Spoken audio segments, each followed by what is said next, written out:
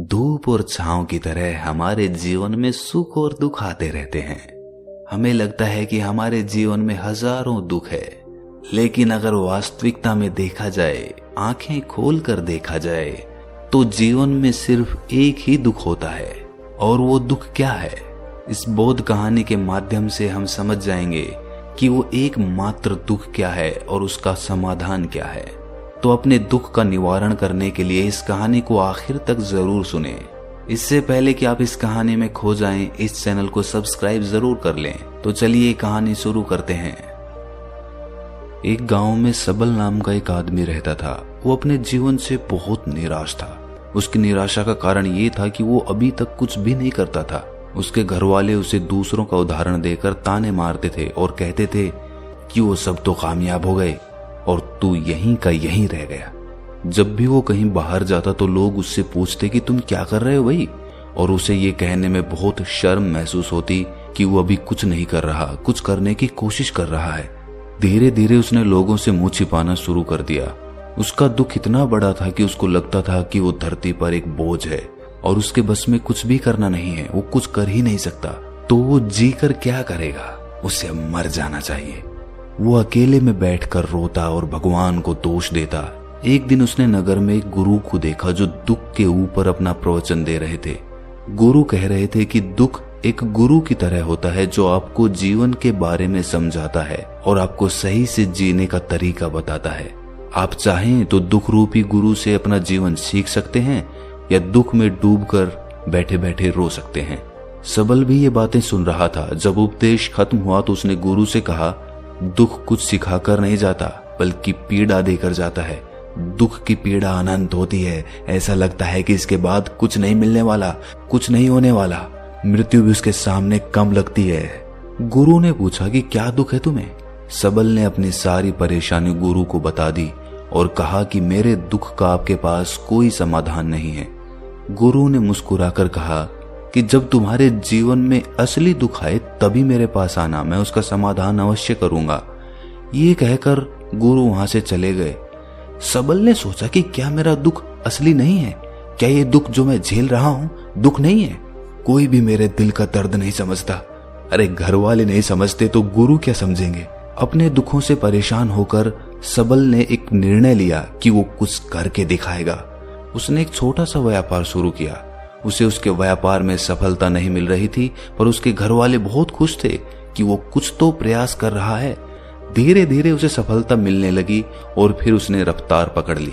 वो 2 सालों के भीतर ही एक बड़ा व्यापारी बन गया। अब उसके आसपास काफी लोग थे जो उसे पसंद करते थे, जो उसकी चिंता करते थे, जो उसके कार्यों की सराहना करते थे, प्रशंसा करते थे। उसके माता पिता भी अपने बेटे की प्रशंसा करते करते नहीं थकते थे।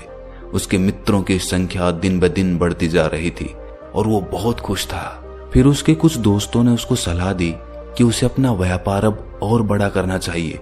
जब वो बड़ा व्यापारी बनकर इतना खुश है तो सोचो, अगर तुम इस नगर के, इस राज्य के सबसे बड़े व्यापारी हो जाओगे तो कितना सुख होगा तुम्हारे पास, कितने लोग तुमसे जुड़ेंगे, कितना यश तुम्हारा फैलेगा। स्वयं राजा भी तुम्हारी तारीफ करेंगे और जरूरत पड़ने पर तुमसे ही धन उधार लेंगे।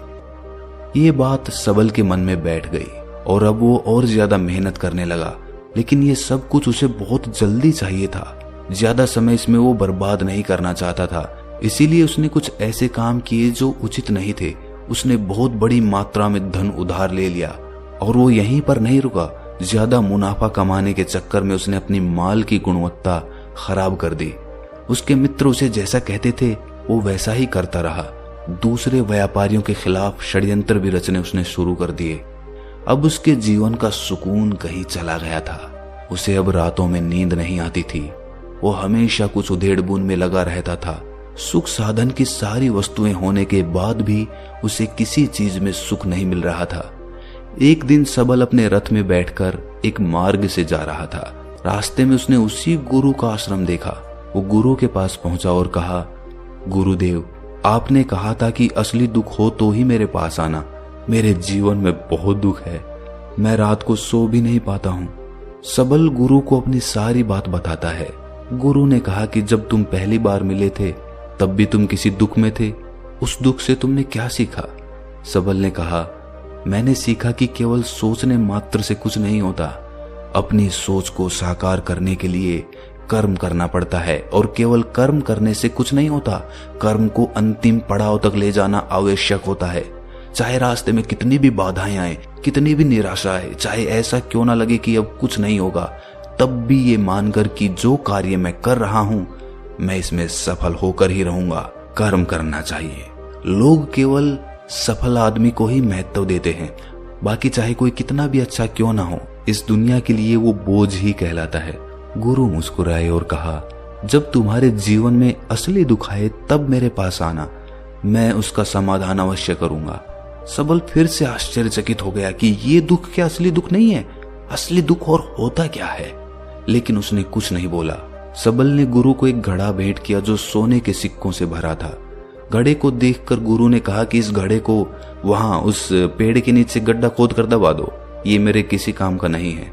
सबल ने ऐसा ही किया और वो वहां से चला गया। धीरे धीरे सबल को व्यापार में घाटा होने लगा। उसकी धन संपदा धीरे धीरे घटने लगी और एक ऐसा समय आया जब उसके ऊपर बहुत कर्जा हो गया था। लेकिन वो निश्चिंत था, क्योंकि कर्जा उसके मित्रों द्वारा ही उसे दिया गया था। वो सोचता था कि उसके मित्र उसके बुरे समय में उसका साथ देंगे, पर ऐसा कुछ नहीं हुआ। सबसे पहले उसके मित्रों ने ही अपना उधार धन उससे मांगना शुरू कर दिया। ना देने पर जान से मारने की धमकी तक दी। उसके शुभ चिंतक, उसके चाहने वाले सब उससे दूर होते चले गए। उसके पिता उसकी गलतियों को उसे गिनवाने लगा। उसकी सारी संपत्ति नीलाम हो गई। उसके पास कुछ नहीं बचा। वो सड़क पर आ गया। उसने अपने पिता से सहायता मांगी। पिता ने कहा कि मेरे पास तो ये थोड़ी सी संपत्ति है, अगर मैं तुम्हें ये दे दूं तो मैं तुम्हारी माँ को कहाँ रखूंगा? हमारा सहारा यही संपत्ति है बेटा। उसके जीवन में बहुत गहरा दुख था। उसके आसपास कोई भी ऐसा नहीं था जो उसे संभाल सके। इस धोखे की वजह से वो टूट गया था। लगता था कि जीने का कोई मतलब नहीं है, मृत्यु ही एकमात्र सहारा है। वो मरने के लिए एक नदी की तरफ जा ही रहा था, तभी रास्ते में उसे याद आया कि गुरु ने कहा था कि जब उसके जीवन में असली दुख आए तो वो उनके पास आए और वो उसके दुख का समाधान कर देंगे। सबल गुरु के पास गया और उसने गुरु को सारी बात बताई और कहा कि मेरे दुख का समाधान कीजिए गुरुदेव। गुरु ने कहा कि जब तुम्हारे जीवन में असली दुख आए तभी मेरे पास आना, मैं उसका समाधान अवश्य कर दूंगा। सबल ने कहा कि असली दुख क्या होता है ये असली दुख गुरुदेव? क्या अब मेरे जीवन में जो घट रहा है वो दुख नहीं है? गुरु ने कहा कि पहले ये बताओ कि तुमने अपने इस दुख से क्या सीखा है। सबल ने कहा कि जो लोग तुम्हारी तरक्की के पीछे पीछे तुम्हारे साथ आए हैं वो तुम्हें धोखा देंगे, क्योंकि तुम्हारे बुरे समय में वो तुम्हारा साथ नहीं देंगे बल्कि तुम्हारा फायदा उठाएंगे। भरोसा केवल उन्हीं लोगों पर करना चाहिए जो तुम्हारे बुरे समय में, असफलता के समय में तुम्हारे साथ खड़े रहे हों। और ऐसे लोग बहुत कम ही देखने को मिलते हैं गुरुदेव। जिन्हें मिलते हैं उन्हें हमेशा उनकी कद्र करनी चाहिए। कभी किसी के खिलाफ षड्यंत्र नहीं करना चाहिए। ईमानदारी और धैर्य के साथ काम करना चाहिए। लालच नहीं करना चाहिए।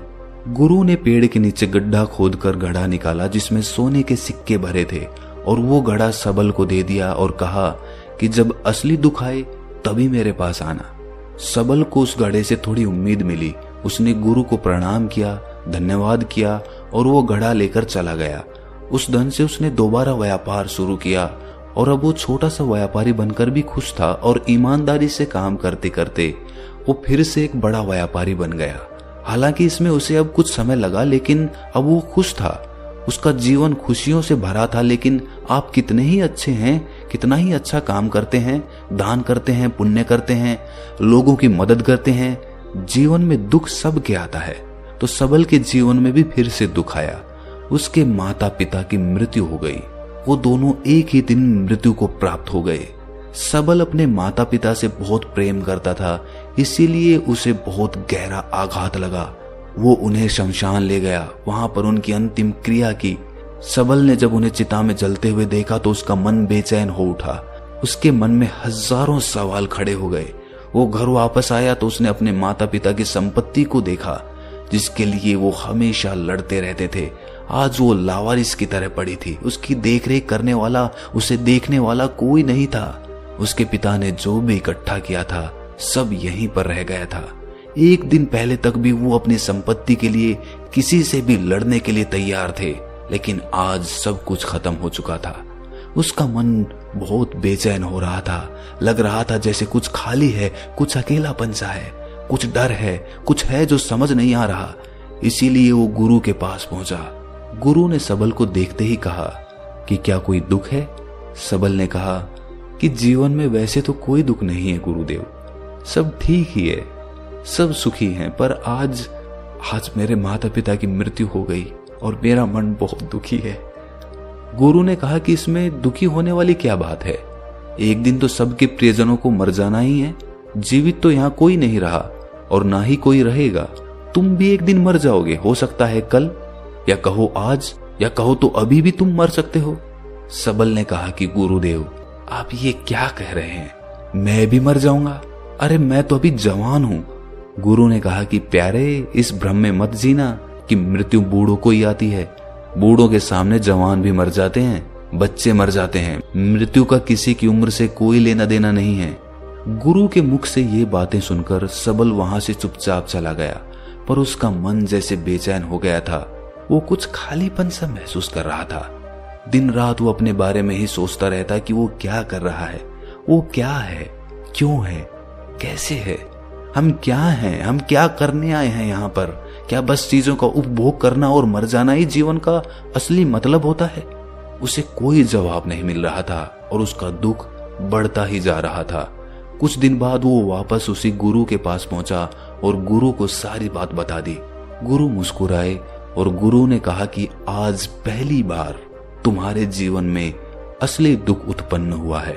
वास्तव में यही है जो दुख कहलाने लायक है कि हमें पता ही नहीं है कि हम क्या कर रहे हैं, क्यों हैं, कैसे हैं, कौन हैं हम और हमें क्या करना है। सबल ने कहा गुरुदेव मेरे दुख का समाधान कीजिए। गुरु ने कहा कि हम सब अपने जीवन भर क्या इकट्ठा करते रहते हैं। सबल ने कहा कि गुरुदेव सभी लोग धन संपत्ति, मान सम्मान, प्रेम, परिवार, मित्र, शत्रु, पद प्रतिष्ठा इकट्ठा करते रहते हैं। गुरु ने कहा कि क्या इनमें से कुछ भी इकट्ठा करके हम अपने साथ ले जा सकते हैं? सबल ने कहा कि नहीं गुरुदेव, इनमें से तो कुछ भी साथ नहीं ले जाते। मेरे माता पिता के साथ भी कुछ नहीं गया, सब तो यहीं पर छूट गया। गुरु ने कहा ध्यान से समझना, इस दुनिया में हम जिसे इकट्ठा करते हैं उसे हम कभी इकट्ठा करते ही नहीं। सभी चीजों को देखते हैं लेकिन उसे देखते ही नहीं। जिसे हमें इकट्ठा करना है वो है हम खुद। हमें इस दुनिया में अपने आप को इकट्ठा करना है ताकि जब हमारी मृत्यु हो तब हम एक हो सकें और अपने आप को पहचान सकें। हम बटे हुए हैं प्रेम में, नफरत में, क्रोध में, क्रूरता में, धन में, संपत्ति में, पद में, प्रतिष्ठा में, सम्मान में, पहचान में, धर्म में, जाति में, दूसरों को लूटने में और अपने आप को लुटाने में, और ऐसी ही हजारों लाखों वासनाओं में हम बटे पड़े हैं। हम टुकड़ों में जीवन जी रहे हैं। हमारी चेतना कभी भी एक नहीं हो पाती। हमारी ऊर्जा शक्ति बिखर गई है। इसीलिए हमारे पास इतना भी समय नहीं है या इतनी भी शक्ति नहीं है कि हम मुड़कर अपनी ओर देख सकें। वास्तव में लोग जिंदगी भर जिन्हें दुख दुख कहकर चिल्लाते रहते हैं और उनका समाधान खोजते रहते हैं, उन्हें उनका समाधान कभी मिलेगा ही नहीं, क्योंकि जिन्हें वो दुख कहते हैं वो दुख है ही नहीं। इसीलिए यहाँ किसी को कभी उनके दुख का समाधान नहीं मिलता। वो बस एक परिस्थिति से छूटकर दूसरी परिस्थिति में फंस जाते हैं। जैसे वो पहली समस्या में रो पड़ते थे वैसे ही वो दूसरी समस्या में रो पड़ते हैं। हमेशा ही एक समाधान नजर आता है, वो है मृत्यु, पर वो भी कोई समाधान नहीं है। इसीलिए इन सब का अगर परम समाधान चाहिए तो अपने आप को इकट्ठा करो, अपनी ऊर्जा को इस संसार से वापस खींचो, उसे एकत्रित करो, अपने ऊपर ध्यान दो, अपने पर ध्यान लगाओ। मृत्यु से पहले अपने आप को पहचान लो, ऐसे ही बिखरे हुए मत चले जाना। सबल ने कहा तो क्या गुरुदेव हमें ये संसार छोड़ देना चाहिए, अपनी इच्छाओं को मार देना चाहिए, धन संपत्ति इकट्ठी नहीं करनी चाहिए? क्या हमें यहाँ किसी से प्रेम भी नहीं करना चाहिए? गुरु ने कहा तुमसे इच्छाएं, कामनाएं और वासना ऐसे ही निकलती है जैसे पहाड़ से कोई पत्थर गिर रहा हो, जिस पर पहाड़ का कोई नियंत्रण ही नहीं है सिवाय देखने के और परेशान होने के। जब तुम एकत्रित हो जाते हो तब जो भी तुम करते हो वो सब नियंत्रण में रहता है, तब इच्छाएं भी तुम्हारी इच्छा से निकलती है। सबल ने कहा, गुरुदेव, आपने मेरे सच्चे दुख का निवारण कर दिया है, आपका बहुत आभारी हूं। अब मैं अपने आप को एकत्रित करूंगा गुरुदेव। मानव शरीर में बहुत ऊर्जा है, बहुत शक्ति है, पर वो बेकार की चीजों में बट कर रह गई है, व्यर्थ की चीजों में लगी रहती है। दोस्तों, अक्सर हम ऊपर वाले से सवाल करते हैं कि हमारे जीवन में इतने दुख क्यों हैं। हम सभी के मन में ये सवाल उठता है और इसका जवाब है कि वो परमात्मा हमें उस परम दुख तक ले जाना चाहता है, उस सबसे बड़े दुख तक ले जाना चाहता है, जहां पर हमें पता चल सके कि इंसानी आत्मा का असली दुख क्या है। और वो दुख है अपने आप को ना पहचान पाना, अपनी शक्तियों को ना पहचान पाना, अपने आप को इकट्ठा ना कर पाना, अपने आप पे नियंत्रण ना कर पाना। हमारे जीवन में यही दुख होता है, लेकिन इस दुख को ना देखकर हम सभी प्रकार के दुख देखते हैं, लेकिन इस दुख पर हमारा कभी ध्यान ही नहीं जाता। और वास्तव में होना ये चाहिए कि जब हमारे जीवन में दुख आते हैं तो हमारी सोच वहां पर जानी चाहिए कि मैं क्यों हूं, मैं क्या हूं। और जब ये एकमात्र दुख आपके जीवन में आपको नजर आता है, तब आप ध्यान की तरफ बढ़ते हैं, तब आप अपने आप को खोजने की तरफ चलते हैं। तो दोस्तों, कैसी लगी आपको ये कहानी कमेंट सेक्शन में जरूर बताना, और अच्छी लगी तो इस चैनल को सब्सक्राइब करना ना भूलें। तो मिलते हैं अगली कहानी में, तब तक के लिए अपना ख्याल रखें।